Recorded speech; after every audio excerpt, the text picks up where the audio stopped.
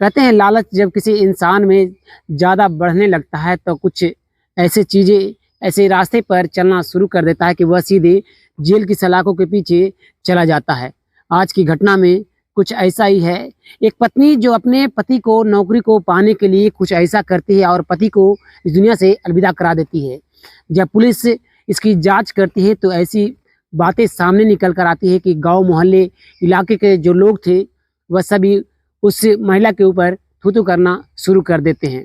जब इस कहानी को आप पूरा सुनेंगे तो आपके पैरों तले भी ज़मीन खिसक जाने वाली है। सो नमस्कार, आदाब, सत श्री अकाल दोस्तों, मैं करण राज, आप देख रहे हैं अनोखे अपराध। ये घटना जो है बिहार के पटना के दानापुर के खगौल थाना क्षेत्र की है। सुबह के करीब 9:15 हो रहे थे। थाने में कॉल जाती है कि एक व्यक्ति जो कि रोड पर जा रहा होता है उसके ऊपर एक व्यक्ति आया और 2 फायरिंग कर कर वह चले गए। वह व्यक्ति वहीं पर गिर कर इस दुनिया को छोड़कर चला जा चुका है। पुलिस जैसे ही इस बात को सुनती है वह कहती है कि आखिर कौन सा वह जगह है। तो जो व्यक्ति कॉल करने वाला था वहाँ पर उपस्थित वह कहता है कि ये चरघड़वा मोड़ जो है खगौल थाना क्षेत्र के अंदर, वहीं पर उस व्यक्ति के ऊपर 2 फायरिंग लगातार की गई है। पुलिस जो थी वह तुरंत इस बात को सुनती है और वह तुरंत वहाँ से आनन फानन में अपनी टीम के साथ निकलती है और वहाँ पर पहुँचती है। वहाँ पर से सभी से आसपास के लोगों से पूछताछ पुलिस करना शुरू करती है। सभी लोग जो थे वह बताते हैं कि वह व्यक्ति जो था वह अपनी मोटरसाइकिल से वह अपनी कहीं जा रहा होता है, तभी अचानक से 2 लोग आते हैं और उसके ऊपर फायरिंग करते हैं 2 बार और वह चले जाते हैं और वह व्यक्ति वहीं पर गिर जाता है।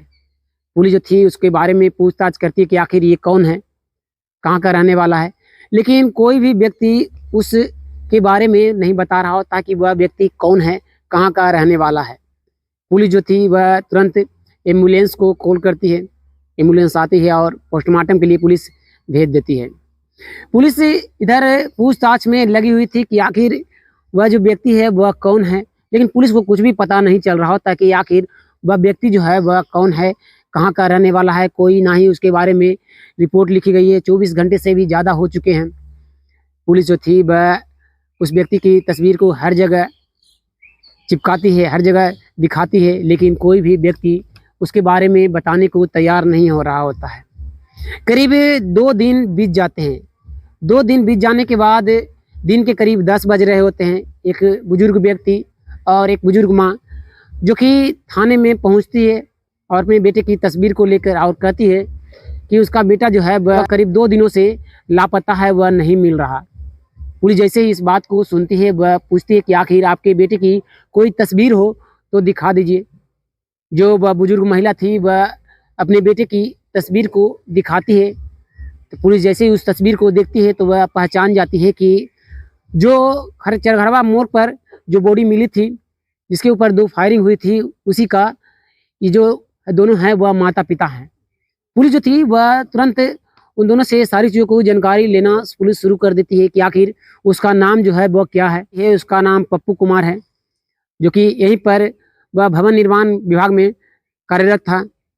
पुलिस जैसे ही इस बात को सुनती है वह तुरंत कहती है कि आखिर उसका जो है वह किसी से दुश्मनी हो या फिर कहीं कोई झगड़ा हुआ हो कभी। पुलिस जो थी वह उन दोनों से माता पिता से पूछती है, लेकिन उसके माता पिता कहते हैं कि नहीं, मेरे बेटे की ना ही किसी से दुश्मनी थी, ना ही कोई ऐसा था किसी की कभी ना जानकारी कभी हुई थी कि किसी से वह लड़ाई झगड़ा कभी किया हो। पुलिस जो थी वह पूछती है कि क्या उसकी शादी हो चुकी थी। जो पप्पू के माता पिता थे वह कहते हैं कि हाँ, उसकी शादी हो चुकी थी करीब 3 साल पहले नेहा से।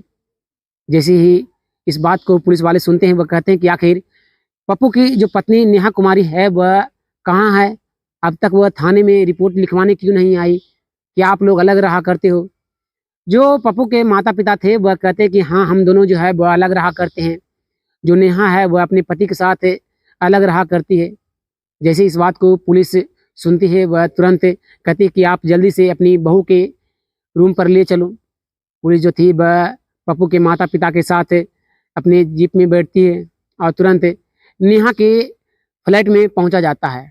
वहां पर पहुंचने के बाद नेहा से पूछताछ की जाती है तो नेहा कहती है कि उसका करीब 2 दिनों से तबीयत खराब है, वह चल फिर सही से नहीं कर सकती, इसी कारण से वह थाने नहीं गई और उसे लगा कि शायद वह अपने दोस्तों के साथ कहीं पार्टी में गया होगा, क्योंकि वह कह रहा था कि वह पार्टी में जाने वाला है।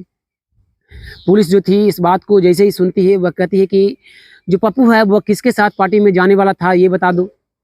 जो नेहा थी पप्पू की पत्नी, वह कहती है कि जो सौरभ है उसका जिगरी दोस्त है, वह उसी के ऑफिस में चपरासी करता का जॉब करता है। पुलिस जैसे इस बात को सुनती है, वह तुरंत उस सौरभ का नंबर को लेती है पुलिस और तुरंत उसके अब थाने में बुलाती है। थाने में बुलाने के बाद सौरभ से भी पुलिस पूछताछ करती है कि तुमने क्या जो पप्पू को इस दुनिया से अलविदा किया है। सौरभ जैसे इस बात को सुनता है, वह चौंक से जाता है। वह कहता है कि ये कभी भी नहीं कर सकता, वह मेरा जिगरी दोस्त था, मेरा हर चीज़ों का ख्याल रखा करता था, जब भी मुझे पैसों की आवश्यकता होती वह मेरी मदद कर दिया करता, मैं ऐसा क्यों करूँगा। जो पुलिस थी वह कहती है कि क्या तुमने कभी पार्टी का जिक्र किया था नेहा के सामने। जो सौरभ था वह कहता कि हाँ, मैं और पप्पू दोनों एक जगह पर जाने वाले थे कि बहुत दिन हो चुके हैं, छुट्टियां हुए, जो कहीं 2-3 दिनों के लिए छुट्टी लेकर हम लोग कहीं घूमने चलेंगे पार्टी करने के लिए। जो पुलिस वाले थे वह पूछते हैं कि क्या उसकी किसी से दुश्मनी हो या फिर कभी ऑफिस में किसी से झगड़ा हुआ हो। जो वह व्यक्ति सौरभ था वह कहता है कि नहीं, पप्पू को ना ही किसी से उतनी दुश्मनी थी, ना ही किसी से झगड़ा हुआ था। पुलिस को समझ नहीं आ रहा था कि आखिर ना ही पप्पू की किसी से दुश्मनी थी, ना ही किसी से झगड़ा हुआ था, तो आखिर उसे इस दुनिया से अलविदा करने का जो वजह है वह क्या है, आखिर क्यों किया गया। पुलिस को जब कोई रास्ता नज़र नहीं आ रहा होता है तो पुलिस जो थी वह पप्पू के मोबाइल का नंबर का CTR को निकालती है और उसके नंबर को देखती है कि शायद नंबर से कुछ जानकारी मिल जाए, लेकिन कोई भी ऐसा नंबर नहीं मिला जिसे पर पुलिस को शक जाए।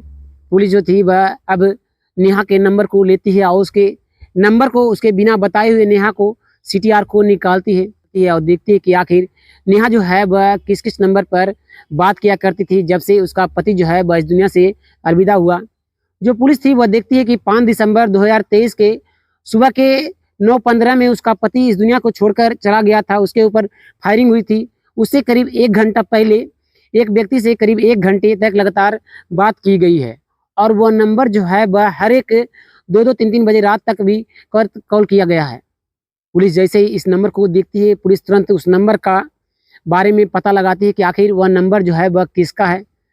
तो पता चलता है कि वह नंबर जो है वह एक राजन कुमार के नाम के लड़के के नाम पर रजिस्टर है।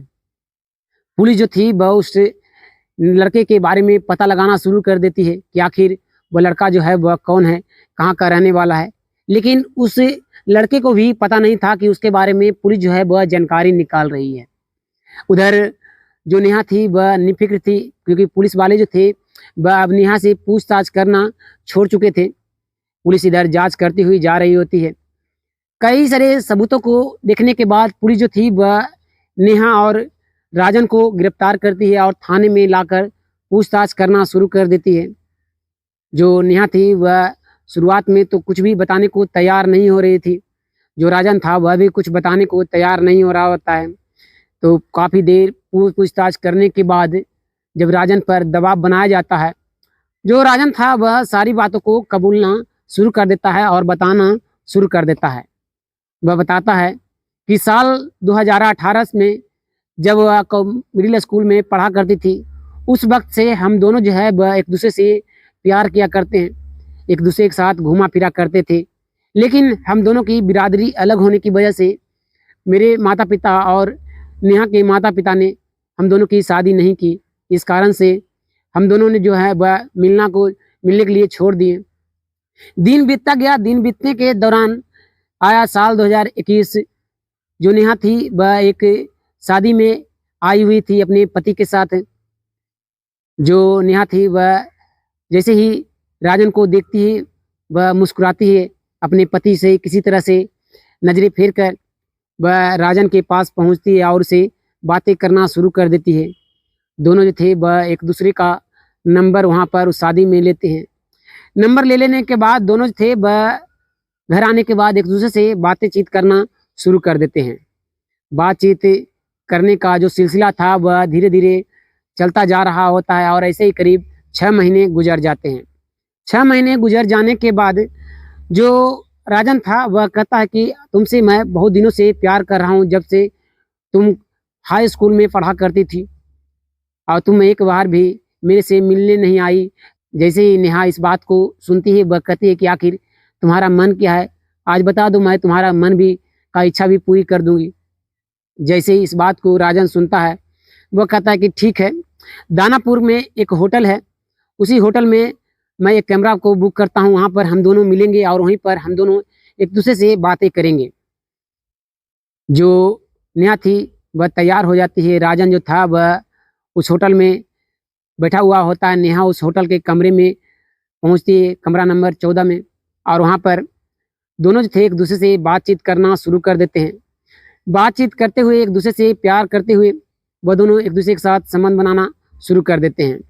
उस दिन के बाद ये जो सिलसिला था हर दिन का हो चुका था। नेहा और राजन एक दूसरे से मिला करते। जब पप्पू अपने काम पर चला जाया करता, अपने कार्यरत पर चला जाया करता, जो नेहा थी वह राजन के पास कॉल कर दिया करती और वह तुरंत राजन से मिलने के लिए किसी न किसी होटल में, पार्क में, कभी फिल्म के देखने के लिए हॉल में चली जाया करती। दिन बहुत ही बेहतरीन तरीके से उन दोनों का गुजर रहा होता है। इधर जो पप्पू था उसे कुछ भी मालूम नहीं चल रहा होता है। करीब रात के 1 बज रहे होते हैं। जो नेहा थी वह छत पर राजन से बात कर रही होती है। जो पप्पू था वह अपने कमरे में सोया हुआ था। उसकी आंखें खुलती है तो वह देखता है कि उसका जो पत्नी है नेहा वह उसके पास नहीं सोई हुई है। वह उठता है और देखता है कि शायद वह बरामदे में होगी, इसलिए वह बरामदा में पहुंचता है, नेहा को आवाज़ लगाता है, लेकिन नेहा जो थी वह तो छत पर थी। पप्पू इधर उधर देखता है, नेहा जब नज़र नहीं पड़ती तो वह तुरंत छत पर पहुंचता है तो देखता है कि उसकी पत्नी जो है वह किसी से बात करने में लगी हुई है। जो पप्पू था वह चुपचाप से अपनी पत्नी की बातों को सुनता हुआ जा रहा होता है। जो पप्पू था वह समझ जाता है कि जो उसकी पत्नी नेहा है वह किसी न किसी व्यक्ति से उसका प्रेम प्रसंग चल रहा है और उसे वह बातें कर रही है, क्योंकि वह इस तरह की बातें बोल रही, यानी कि वह किसी न किसी व्यक्ति से उसका प्रेम प्रसंग है। जो पति पत्नी के बीच बातें होती है वह दोनों एक दूसरे से बातें कर रहे थे। जैसे ही पप्पू इस बात को सुनता है वह काफ़ी ज़्यादा गुस्से में हो जाता है। वह तुरंत अपनी पत्नी के पास पहुंचता है, अपनी पत्नी के मोबाइल को लेता है और उसे तोड़ देता है। जो नेहा थी वह काफ़ी ज़्यादा गुस्सा हो जाती है और दोनों के बीच वहाँ से झगड़ा होना शुरू हो जाता है। पप्पू देखता है कि उसकी पत्नी जो है वह उसके डांट फटकार लगाने से वह रूठी हुई है, इसलिए वह चुपचाप से अपने घर से निकलता है, अपने काम पर चला जाता है। जो नेहा थी वह अपने कमरे में थी। अब उसे लग रहा था कि वह अब राजन से कैसे बात करेगी। वह तुरंत अपने पति को जाते ही वह अपने कमरे से निकलती है और तुरंत मार्केट में पहुंचती है और एक मोबाइल को ले लेती है। मोबाइल को ले लेने के बाद वह तुरंत एक नए सिम को एक्टिव करवाती है और तुरंत राजन के पास कॉल लगाती है और कहती है, और राजन को एक पार्क में बुलाती है। दोनों मिलकर वहाँ पर बैठकर बातें करते हैं और कहते हैं कि हम दोनों को अगर एक होना है, और एक होने से पहले जो है मैं सोचती रही हूँ कि क्यों ना पप्पू का जो नौकरी है भवन विभाग का वह इस दुनिया से चला जाएगा, तो उसके बाद तो जो नौकरी जो है वह नेहा की हो जाएगी। इस कारण से क्यों ना पप्पू को इस दुनिया से तुम किसी से अलविदा करवा दो पैसे देकर। जो राजन था इस बात के लिए पहले तो तैयार नहीं होता है, लेकिन नेहा जो थी वह कहती है कि नौकरी हो जाने के बाद हम दोनों जो है वह एक हो जाएंगे, एक साथ रहेंगे, एक साथ जिएंगे। जो राजन था वह नेहा की बातों में आ जाता है और वह तुरंत कहता है कि ठीक है, लेकिन कुछ पैसे जो है वह लगेंगे। नेहा जो थी वह कहती है कि ठीक है, जितने भी पैसे लगेंगे मैं देने के लिए तैयार हूँ। जो राजन था वह अपने मोबाइल को निकालता है और वह तुरंत एक नंबर पर को डायल करता है और वह तुरंत कहता है कि मुझे जो है वह एक व्यक्ति को इस दुनिया से अलविदा करना है, कितने पैसे लगेंगे। जो उधर से जो भी व्यक्ति होता है वह कहता है कि 1 लाख रुपये लगेंगे, तुम जिसे भी कहोगे उसे इस दुनिया से अलविदा हम लोग कर देंगे। जैसे इस बात को राजन सुनता है वह कहता है कि ठीक है, हम लोग पैसे जो है वह देने के लिए तैयार हैं और पार्क में आ जाओ, जो तुम्हें अभी के अभी मैं 50% जो है वह पैसे पेमेंट कर दूंगा। जैसे इस बात को वह व्यक्ति सुनता है वह तुरंत पार्क में करीब आधे घंटे बाद पहुंचता है नेहा जो थी अपने पति के एटीएम से वह 50,000 रुपये निकालती है और उस व्यक्ति को दे देती है। जो वह व्यक्ति होता है वह कहता है कि आपका पति जो है वह कल सुबह जब ड्यूटी जाएगा तो आप जो है वह किसी तरीके से हमें इन्फॉर्म कर देना। जो नेहा थी उस मोबाइल को लेती है और वह अपने घर को चली आती है। पप्पू जब अपनी नौकरी पे से शाम के 5 बजे लौटता है तो देखता है कि उसकी पत्नी जो है वह कमरे में सोई हुई है। वह आवाज़ लगाने की कोशिश करता है लेकिन उसकी पत्नी जो है वह कहती है कि तुम इस कमरे में नहीं आ सकते, मेरा मूड जो है वह ख़राब है, तुम बगल के कमरे में जाकर सो जाओ। जो पप्पू था वह कहता है कि उसे भूख लगी है, उसे खाना दे दो। लेकिन नेहा जो थी वह कहती है कि उसे भूख लगी है तो वह खुद जाकर बना ले। जो पप्पू था वह बार-बार कह रहा होता है कि उससे गलती हो गई, आज से वह डाँट फटकार नहीं लगाएगा, उसके ऊपर हाथ नहीं उठाएगा। लेकिन वह भी इस गलती को दोबारा ना करे। लेकिन नेहा जो थी इस बात का जवाब नहीं देती है। पप्पू जो था वह चुपचाप से किचन में जाता है, खाना-पीना पकाता है और वह खाना-पीना खाकर वह बगल के कमरे में जाकर सो जाता है। अगली सुबह के करीब 9 बज रहे थे। जो नेहा थी वह अपने कमरे के खिड़की से झाँक रही होती है कि उसका पति जो है वह ड्यूटी के लिए निकला या नहीं। नेहा देखती है कि उसका पति जो है वह नौकरी पर जाने के लिए तैयार है। वह तुरंत उस मोबाइल को निकालती है, ऑन करती है और वह तुरंत उस व्यक्ति के पास कॉल लगाती है कि उसका पति जो है वह कुछ देर में ही वह निकलने वाला है। जैसे ही इस बात को वह व्यक्ति सुनता है वह तुरंत कहता है कि ठीक है, हम लोग जो है वह तैयार हैं। उसके बाद वह व्यक्ति जो है वह करीब 10 बजे मेरे पास पहुंचता है और हम लोग जो है वह उसे 50,000 रुपये पेमेंट कर देते हैं और उसके बाद वह कहाँ चला जाता है मुझे मालूम नहीं। पुलिस जो थी वह उन दोनों का नंबर को लेती है और तुरंत वह मेहंदीगंज के इलाके से उन दोनों को गिरफ्तार कर लेती है और थाने में लाकर बंद कर देती है। कोर्ट में पेश करने के बाद उन चारों को उम्र कैद की सज़ा हो जाती है। तो दोस्तों इस घटना में आपको किसी की गलती लगती है कमेंट में अपना राय जरूर दीजिएगा। फिर मिलते हैं एक और वीडियो में, तब तक के लिए धन्यवाद। जय हिंद।